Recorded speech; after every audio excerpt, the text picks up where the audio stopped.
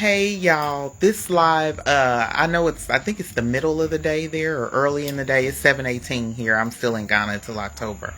But I was having an inbox of one of the sisters in the group, and she didn't understand VAWA, and I was telling her about it, but she asked me to make a video in the group about it, so I'm definitely here. Now, here's my disclaimer. I was talking major trash to an attorney who specializes in filing VAWAs. Now, she's just her specialty is she's done a lot of VAWAs for Mexicans. But she's saying that now she wants to expand to any part of the world because she's up to filing 20 VAWAs a week. And so I told her, I said, to me, she's helping people. I literally commented on her video that she's helping people to scheme and scam and fraud the U.S. government. And she told me, this is where I learned something that I didn't know. VAWA stands for Violence Against Women's Act. It was signed into bill from what I studied.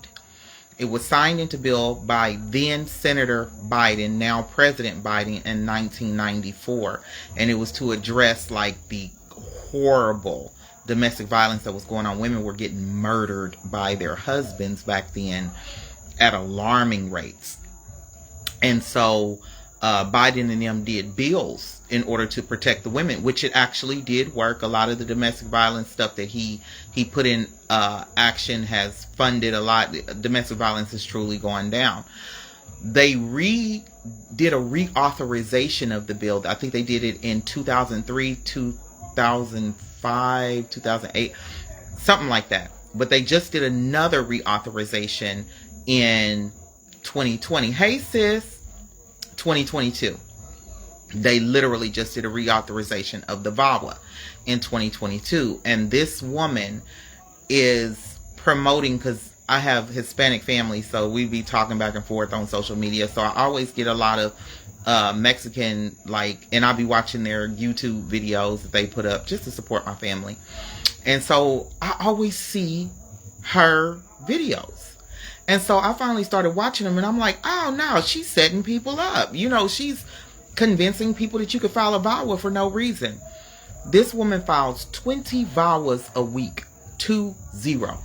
She said her success on filing VAWAs every week, her average success is 98%, because she literally listens to the people closely before she files, and her success on getting people their citizenship, getting people on the path to citizenship because of their VAWA is 98%. Now, I cannot say this woman's name. I'm going to do like we do in Kansas City, where we be like Pookie, Ray Ray, and them, because you never know who knows who and who's related to who. And she's an attorney, and if she sue me, I ain't got a leg to stand on, and I probably won't have pot to piss in window throw out of when she done suing me. But regardless, she sent me some information, and she told me, well, I suggest you educate yourself. And so that's when I went and looked it up. Biden signed it into bill in 1994. It has the number, she's right, because of the bill, domestic violence that's been reported has gone down. I was in domestic violence situations that I never reported, but domestic violence that has been reported is gone down. And so Biden and them did reauthorization.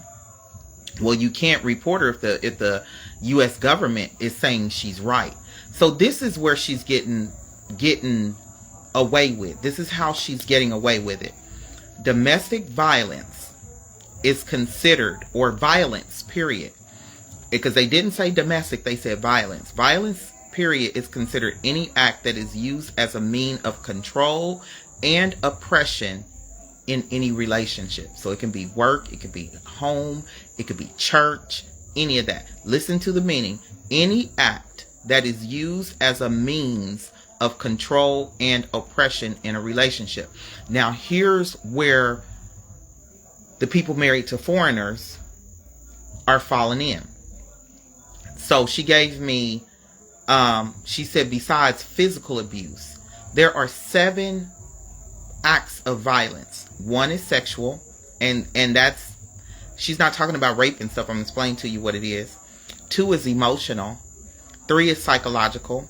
4 is spiritual. 5 is cultural. 6 is verbal. And 7 is financial. So she explained to me that sexual violence in a relationship could literally be withholding sex from your spouse. And I'm explaining to you why. Or you have an STD and you have not disclosed to your spouse when you first started communicating with them that you had the STD. You didn't disclose that to your spouse until after you were married. So that's sexual. And when she says withholding sex, if he comes from a culture where the wife is not allowed to withhold sex from the husband, and you can't prove that he's physically beating you or being violent towards you, that's a means of control. So now you can see how the sex and the culture can say, oh, she's doing this by a means of control. And so then he could say, well, she hasn't had sex with me in this amount of time. I'm going to file a VAWA. And he gets his VAWA and he gets his citizenship. Emotionally, he gets depressed, or, they come over, they get depressed, or, they're sad, or they miss their mom or something. And you're saying, basically, why are you always sad? This is getting on my nerves. She says she's literally gotten people VAWAs because they came over here and got depressed. And the spouse, I'm in Ghana, but they went to the U.S., got depressed, and the spouse did not seek for them to get professional therapy. So that's the emotional side, because they feel like you're letting them be depressed so you can control them. And everyone knows that emotional situations, people cry, they don't want to get out of bed, they'll get into doing drugs, all of that, mental illness as well. But like she said, I told her, I said, well, what if they were like that before they came?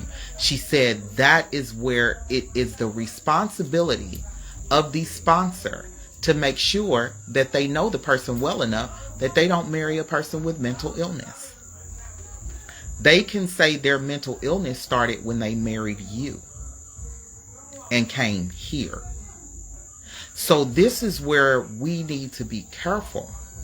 That's why I tell wives, if you can't afford to spend months, at least 3 to 4 months with him, don't marry till you can. Because now these lawyers are seeing how profitable it is to file a VAWA. That's their means, their route. The immigration lawyers, that's how they making their money. So if he's having or she's having emotional issues and you don't set them up an appointment for therapy to see a professional, and you don't put it in writing, hey babe, I'm worried about you. I don't like, I'm seeing that you're sad all the time and I can't do anything to help you. So I want to get you professional help. If you don't do that, you're putting yourself at risk for having a VAWA filed against you. The next one is psychological. She said every immigrant who comes to the U.S. suffers psychological issues, feeling what they call it, imposter syndrome, or they're literally in, and yeah, it is serious. It's very serious. They literally can't fit in, so it's messing with their head, or they can't work. And so this is where where you're doing psychological control over them and saying, hey, you need to do this, you need to do that, you need to get a job, you need to do this and that and the other around the house, and they're already depressed.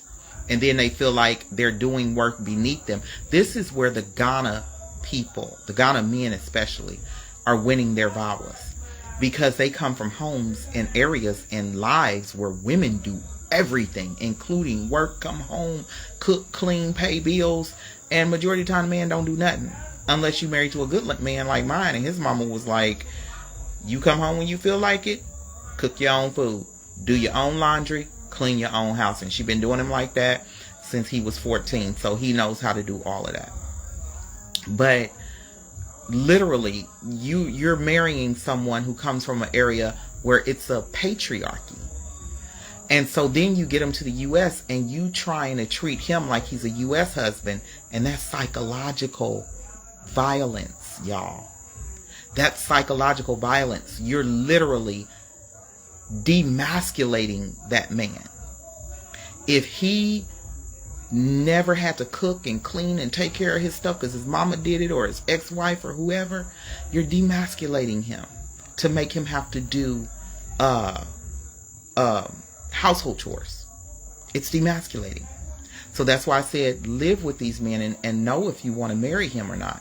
Don't just go over there and marry him and you don't know. Okay, the next one is spiritual. And the reason why this one is so serious is because they can tell you that they're a Christian or they can tell you that they're a Rastafarian, and they might do other cultural things, and you're a strict Christian and you don't allow it around you. Well, then you've decided to force your religion and your beliefs on him, and that's a violent thing. That's considered violence. The next one is cultural. Like I said, many men in Ghana are used to the women doing everything, and then they get to the U.S. and you got them washing dishes and cooking and cleaning and stuff, that because they're used to marriage roles or traditional roles. And when you get them to the U.S. and you got them cooking and cleaning and doing housework and all this other stuff, and they don't agree with it, and that's not what they've done, they can say you emotionally and psychologically and culturally traumatize them by trying to control them and making them do housework. Or you got him a job that they necessarily don't do in Ghana, and it can feel like cultural control. The last one is verbal. When you get to raising your voice, when your tone is threatening, or you just straight up cuss them out, that's verbal abuse. Or this is something that she says she's won 4 cases so far, because the man actually recorded how his woman, these are Mexicans, how his American wife talks to her own children, and it made him fearful for himself and the children, and he left the house so he can get his citizenship, so he can take her to court and help and get her children, because he said she's abusive to her children. So that's why you got to watch your tone, watch your language.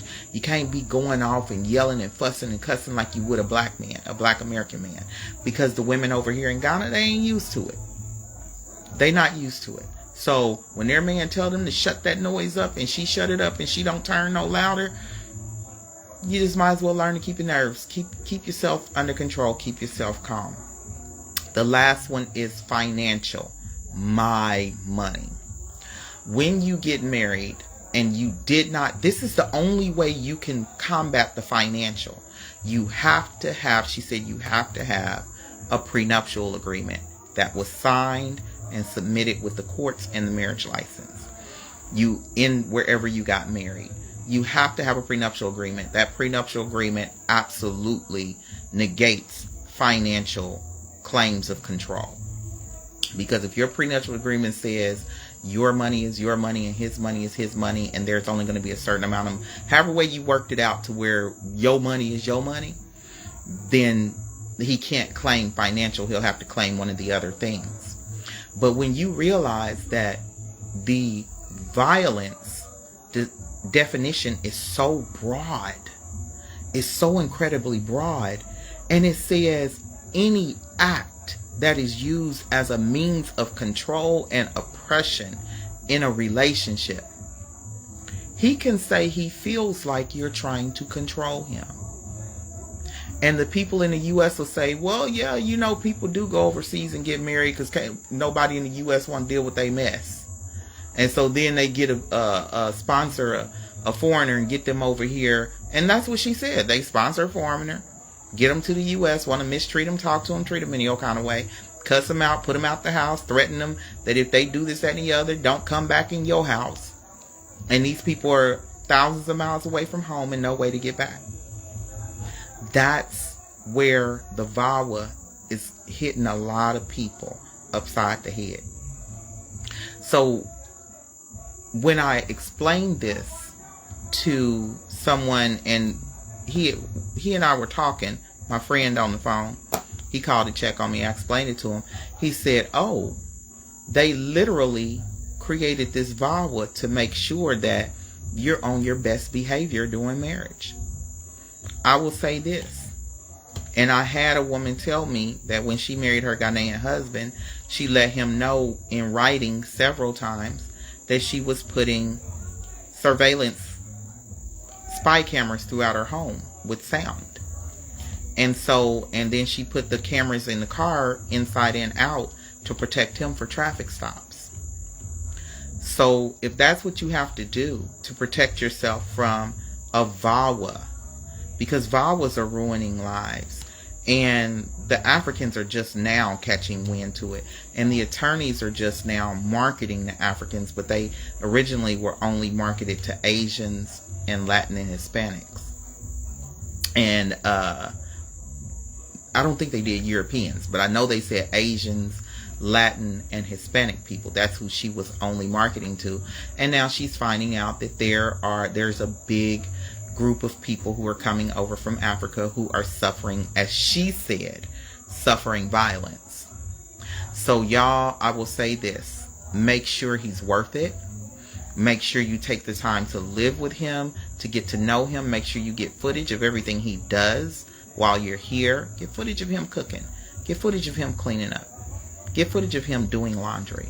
You get what I'm saying? Things like that. So when you ask him to do them at your house, there is no question that he does those things, and you're not controlling him, and you're not abusing him.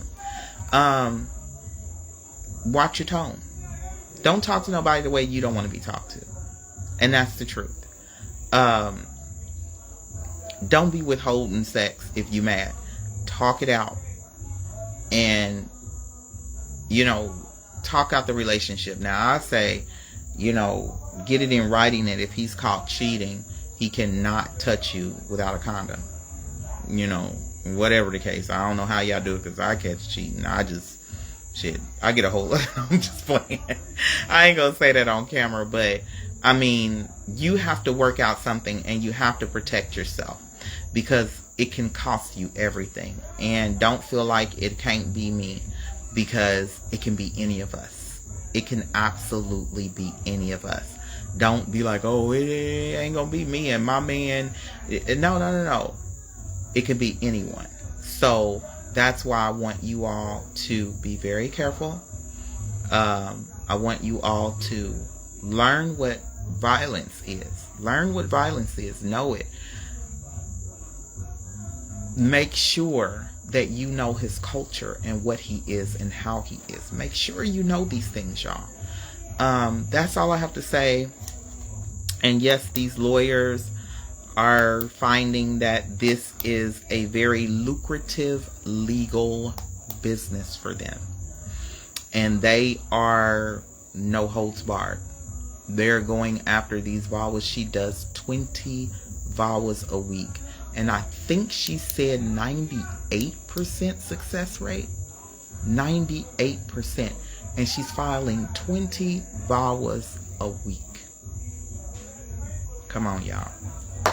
So that being said, everybody, joy, love, peace, happiness, health, wealth, well-being, total enlightenment, prosperity, success, affluence, abundance, and a whole lot of money to you. And just be careful. Be very careful. I love y'all, sisters. Bye-bye.